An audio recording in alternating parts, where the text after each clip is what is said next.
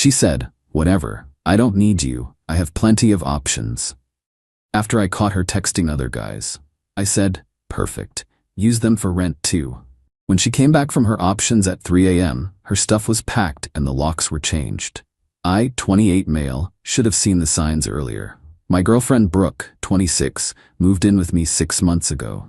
We'd been dating for a year and a half, seemed like the logical next step. She was between jobs. I had a decent 2-bedroom place, told her she could stay rent-free until she got back on her feet.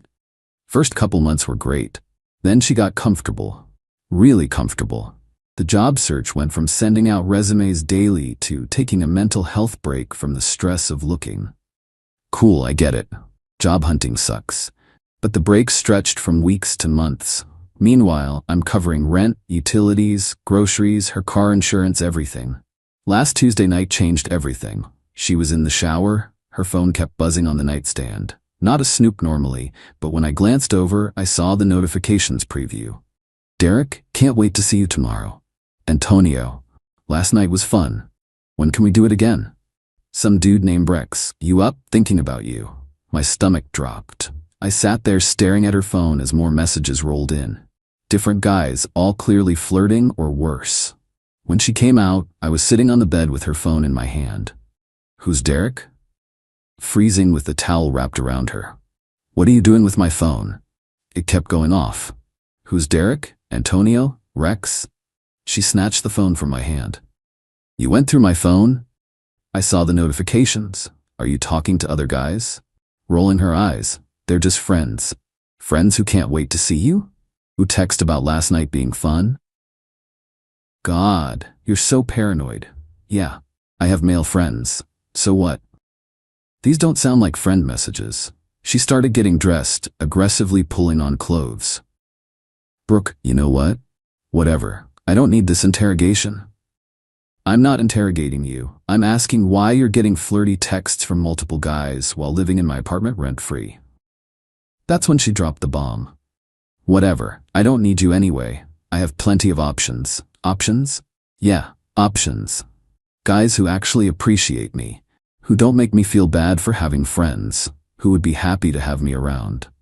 I sat there for a second, processing the audacity. Here's someone I've been fully supporting for months, and she's not just texting other guys, she's throwing it in my face. Me, perfect. Then you can use those options for rent too. Excuse me? You heard me. If you have all these options who appreciate you so much, I'm sure one of them would love to pay for your lifestyle. Are you seriously kicking me out over some texts? I'm telling you that if you have better options, you should explore them, all of them, including housing. She laughed. Actually laughed. "You can't kick me out. I live here. I have rights. You're not on the lease. You don't pay rent.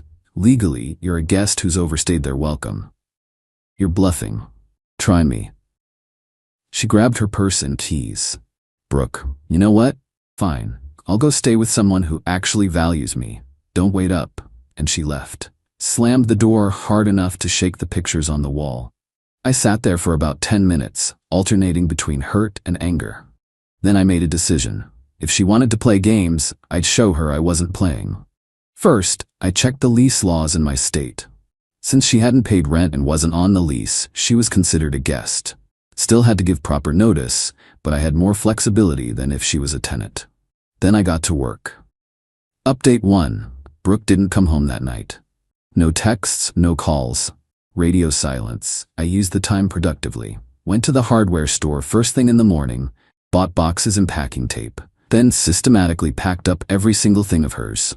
Clothes, makeup, hair straightener, that stupid decorative pillow collection she insisted on buying with my credit card, everything. Labeled each box clearly. Brooke, bedroom, Brooke, bathroom, Brooke, kitchen. 23 boxes total.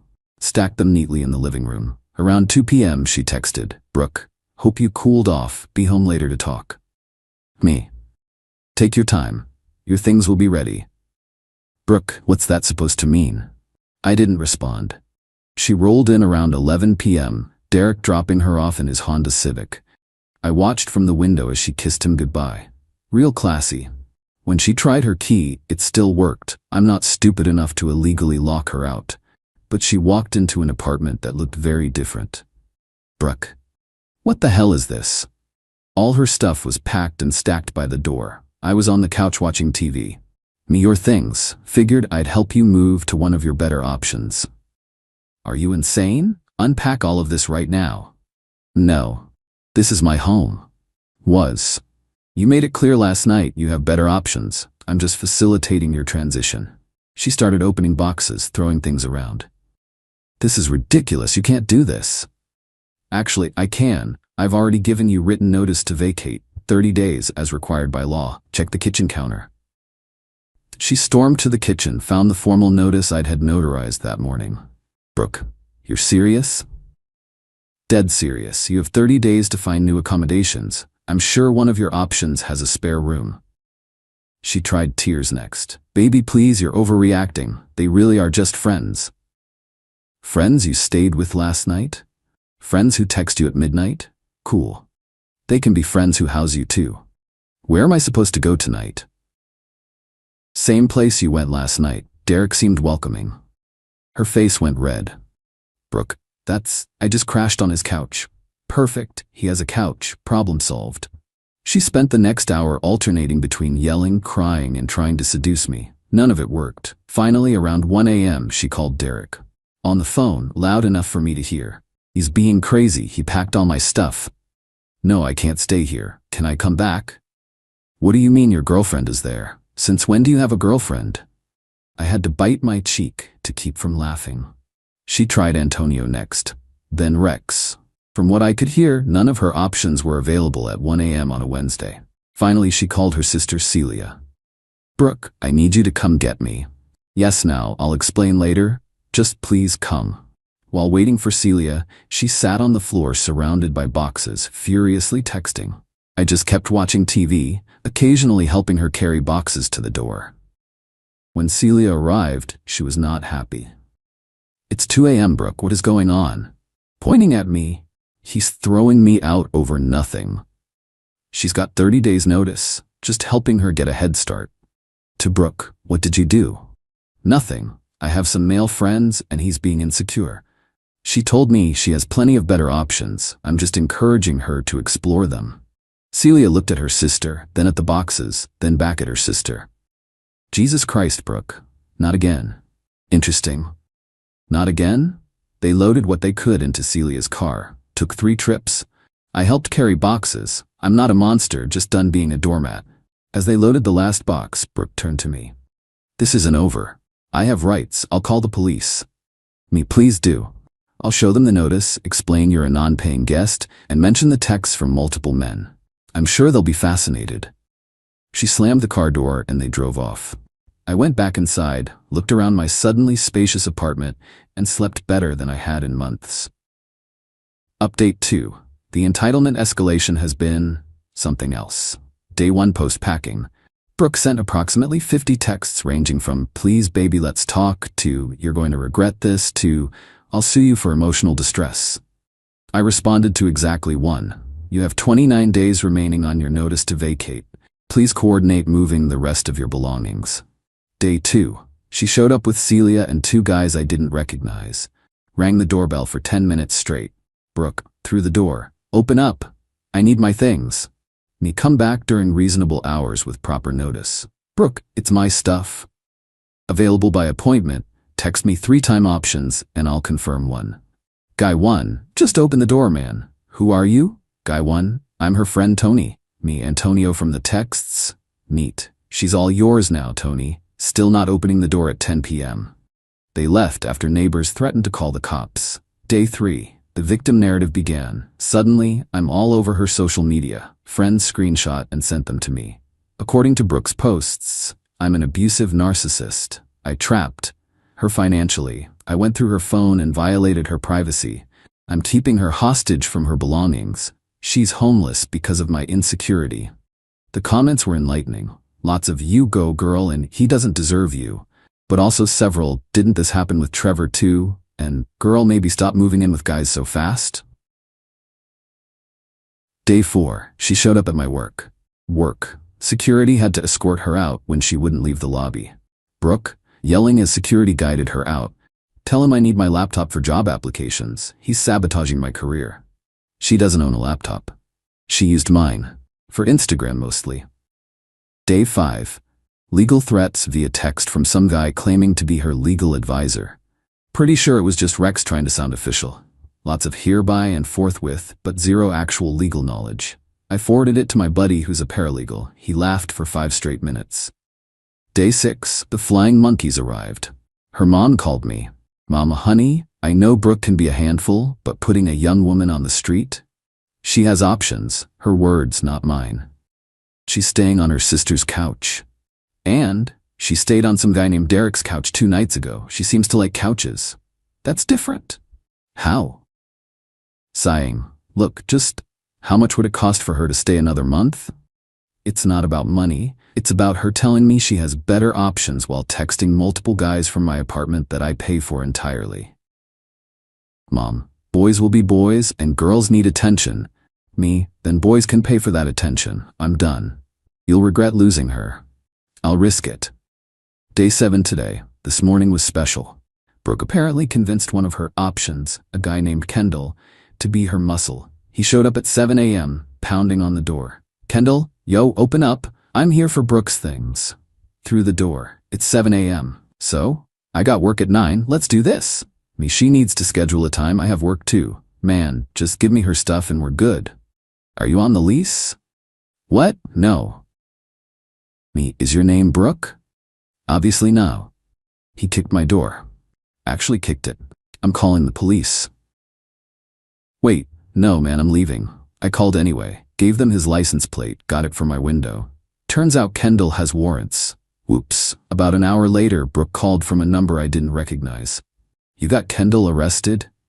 Me, Kendall got Kendall arrested. I just reported someone kicking my door. He was trying to help me. Maybe pick helpers without active warrants next time. How was I supposed to know that? Due diligence? Background check? Maybe don't date criminals? We're not dating. He's just a friend. A friend with warrants who kicks doors at 7 a.m. You really know how to pick them. She hung up. This afternoon I got a text from her. Brooke, fine. Can I please schedule a time to get my remaining things? Me, Saturday, 10 a.m., 12 p.m. Bring whoever you need to help carry boxes. No one with warrants, please. That's not funny. Wasn't joking. I'm honestly amazed at the entitlement. She really thought she could live rent-free, text other guys openly, tell me she had better options, and I'd just accept it? The fact that she's shocked by consequences is mind-blowing. Her sister Celia reached out privately. Celia, hey, sorry about all this. Brooke's done this before. She doesn't learn. Good for you for standing up to her. Done this before? Trevor, her ex? Same story. Moved in, stopped working, started talking to other guys, acted shocked when he kicked her out. She was couch surfing for months after that. Why didn't anyone warn me? Would you have listened? Love makes people stupid. Plus, she's my sister. I hope she'd grown up. And now? Celia, now she's on my couch crying about how unfair life is while texting 5 different guys. I give it a week before I kick her out too. At least I'm not crazy. This is apparently just who Brooke is. Update 3. Today was supposed to be simple. 10 a.m. to noon, she gets her stuff, we're done. Should have known better. 9:45 a.m. I'm ready. Boxes are by the door. I've got coffee, planning to supervise and then enjoy my weekend. 10:15 a.m. No Brooke. I text her. Me, you're late. Alma. Still no Brooke. You have until noon. Clock's ticking. Almost there. Traffic. 11 a.m. A whole circus shows up. Brooke, 3 guys I don't recognize, and for some reason her mom. One guy is driving a massive pickup truck, way too big for the boxes she has left. Breezing in like she owns the place. Okay, we're here. Where's everything? Living room. You have 30 minutes. 30 minutes? We just got here. You were an hour and a half late. Your window was 10 to noon. It's 11:30. Guy, come on, bro. We drove all the way here. Should have carpooled with her at 10 then. Brooke's mom, sweetie, can't you be flexible? We need time to check everything. Check what? I packed it. It's all there. I need to make sure you didn't steal anything. Like what? Your collection of empty Starbucks cups? Your expired makeup? What exactly would I steal? She started opening boxes, dramatically gasping at each one. Where's my phone charger? The one you left plugged into my outlet. I put it in the electronics box, labeled clearly. My hair straightener better be in here. Guy 2, babe, we should hurry. Babe, interesting. Brooke shot him a look that could kill. Clearly didn't want that slip in front of me. They started carrying boxes out, slowly, like comically slowly. Brooke was directing traffic instead of helping. Brooke, careful with that one. That has my vision board. Your vision board of becoming an influencer? The one made for my magazines? Those magazines were communal property. I have the receipts. Would you like copies? Guy 3 tried to wander toward my bedroom. Me? Where are you going? Guy 3. Bathroom?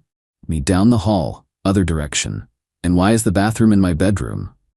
Just checking, man. For what? Stay with the group. Most boxes are out. Brooke's doing a final sweep, clearly stalling. I can't find my grandmother's necklace.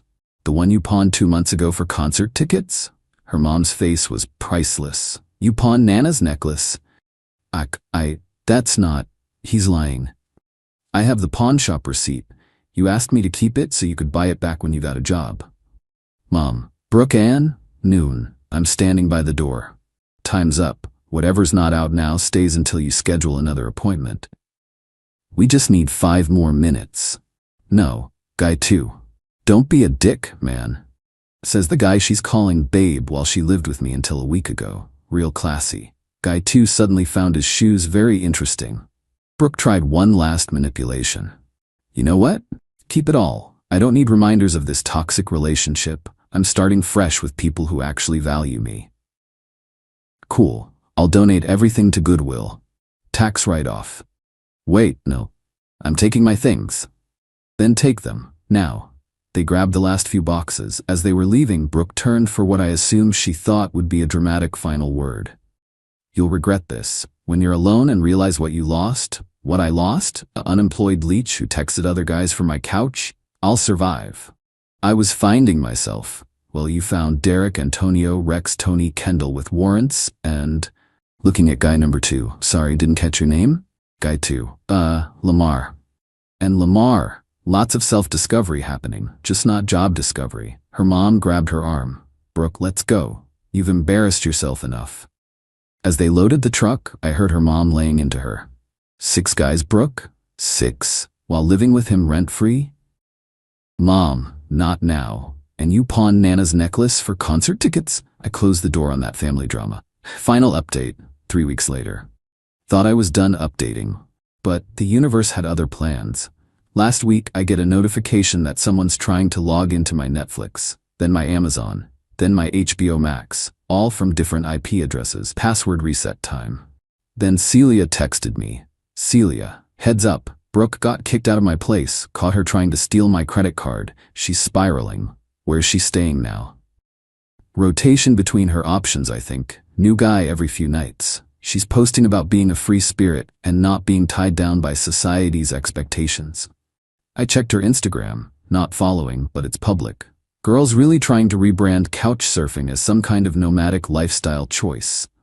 Lots of posts about choosing happiness and surrounding myself with people who appreciate my energy. The comments are brutal though. Even her friends are calling her out. But here's where it gets interesting. Yesterday, 3 a.m., my doorbell rings. I check the camera. It's Brooke. She's crying, mascara everywhere, holding a duffel bag. I didn't answer. Just watched through the app as she rang the bell over and over. Then she started talking to the camera. Brooke, I know you can see me. Please, I need somewhere to stay, just for tonight. Nope. Lamar kicked me out, said I was too much drama. Can you believe that? Yes, I'm sorry, okay? I'm sorry for everything. You were right. I don't have options. I have nothing. She sat on my doorstep for 20 minutes, occasionally ringing the bell. Eventually, she called someone. On the phone, he won't answer. Yes, I tried. Can you come get me? What do you mean you're done? Mom, please. Fine, whatever. She left around 4 a.m., walking, with her duffel bag. This morning I get a text from an unknown number. This is Derek. Brooke gave me her number. She needs her W-2 from when she worked. Can you send it? Me. She hasn't worked since we've been together. She said she did freelance work from her place. Me. Watching Netflix isn't freelance work. Oh. You were right to kick her out, bro. She's been here 2 days and already causing problems with my girl. Thought she was just a friend? Yeah, that was beast. Sorry, man. She played us both. She's your problem now. Not for long. Celia sent me one last update this afternoon. Celia, mom picked her up from some guy's house this morning, making her get a job or she's out. Figured you'd want to know the saga ended. Is it really over though? With Brooke? Never. But at least it's not your problem anymore. She's right. It's not my problem anymore. I've spent the last 3 weeks doing whatever I want in my own apartment. No drama. No wondering who's texting her. No paying for someone who contributes nothing. Just peace. Funny thing is, I ran into one of her friends at the grocery store yesterday. She tried to guilt-trip me about abandoning Brooke. I just laughed. She had plenty of options, I said. She told me so herself. The friend didn't have a response to that. Looking back, the red flags were everywhere. The job search that never went anywhere. The way she'd flirt with waiters in front of me. How she never had money but always had new clothes. The fact that she moved in so quickly in the first place. But you know what? I learned something. When someone shows you who they are, when they literally tell you they don't need you and have other options, believe them. And then let them go explore those options. All of them. Especially the housing ones. My apartment's never been cleaner. My bank account's never been healthier. And my standards for future relationships? Sky high now. Brooke thought she was irreplaceable. Turns out she was right. I'll never replace her with another leech who texts 6 guys while living rent-free off my generosity. Thanks for reading this mess. Feels good to get it all out. And to everyone saying I should have kicked her out sooner, you're absolutely right. But hey, better late than never. Time to enjoy my drama-free life. P.S. Changed my locks completely after the 3 a.m. visit. Not taking any chances. And yes, I kept all the documentation about the notice to vacate, just in case. Cover your bases, people.